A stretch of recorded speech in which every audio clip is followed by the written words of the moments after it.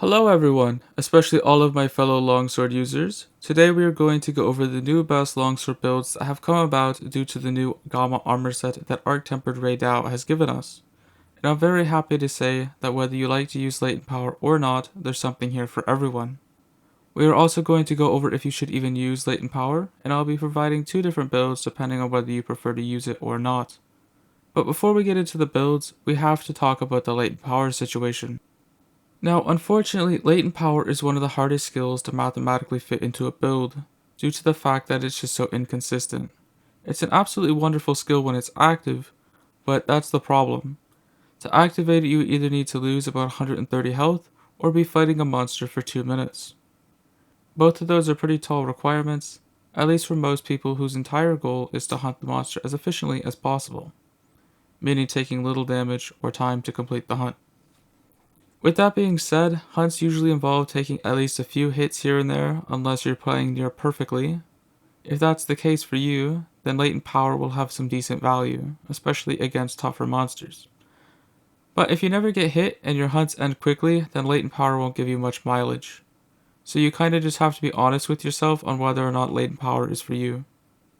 With all of that out of the way, the longsword sets I'm going to be presenting here today are not going to be latent power 5 sets, even though 50% affinity is nice. It's just not worth it due to there being better skills that are also more reliable. The new Ray Dao armor set is great for something besides latent power though. It also has the new group skill bonus Lord Soul going for it as well. It's arguably the best group skill bonus in the game, and I can't wait to see what other monsters get this group set bonus. Now the most important thing that you need to know about this skill is that it gives you a 5% raw attack increase, which is just straight up better than the 10 raw attack increase you get from wearing 4 pieces of Gormagala, at least when using endgame weapons. This skill does however have a downside, and that downside is that it will only last until you activate Guts, so you need to avoid doing that if you want to maintain maximum damage. Because of this, I recommend using the Feline Moxie food skill, which will activate before Guts, thus saving your damage. On the bright side, if your Guts does trigger, the other half of Lord Soul will activate, increasing your defense and resistance, which can help turn things around if you're struggling. Moving on to the actual builds themselves, the first build is going to be the latent power version.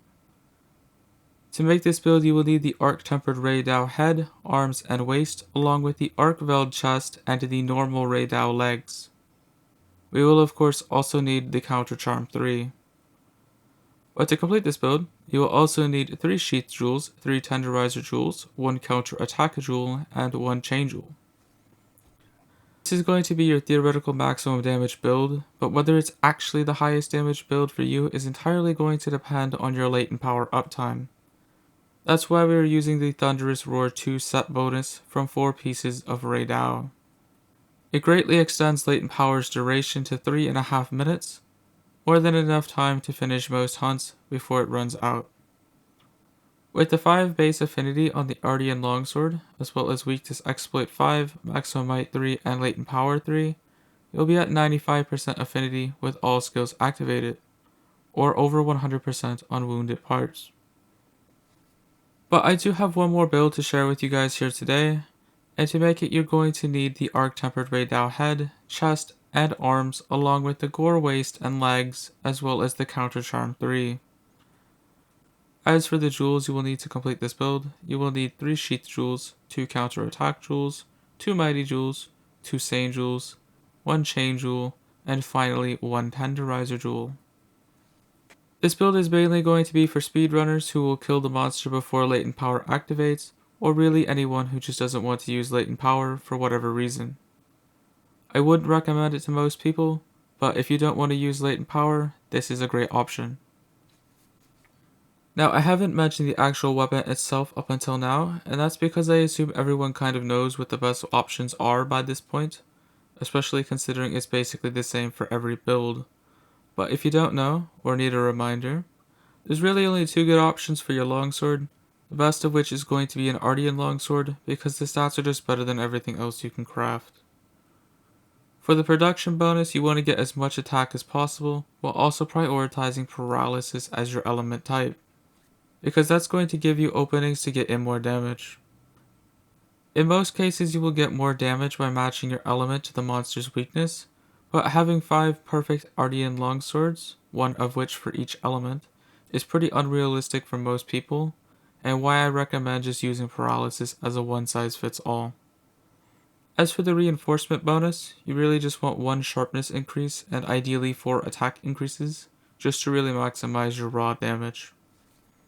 However, if you don't have that or something very similar, your other option is going to be Zoshia's Longsword, which is only a little bit weaker than a perfect Ardean. It doesn't have paralysis, but you can just craft it, so you can't really complain. As for your weapon decos themselves, you definitely want to prioritize getting something in there to help out with your sharpness, whether that be Master's Touch or Razor Sharp. I usually prefer to use Master's Touch, but I actually recommend using Razor Sharp if you're using Latent Power because it's just more consistent.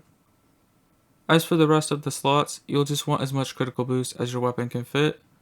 The reasoning here is critical boost gives by far the most damage for any build with decent affinity, which both of these sets have, so you don't have to bother thinking about attack boost or critical eye. If you enjoyed this video, don't forget to drop a like and consider checking out this video next.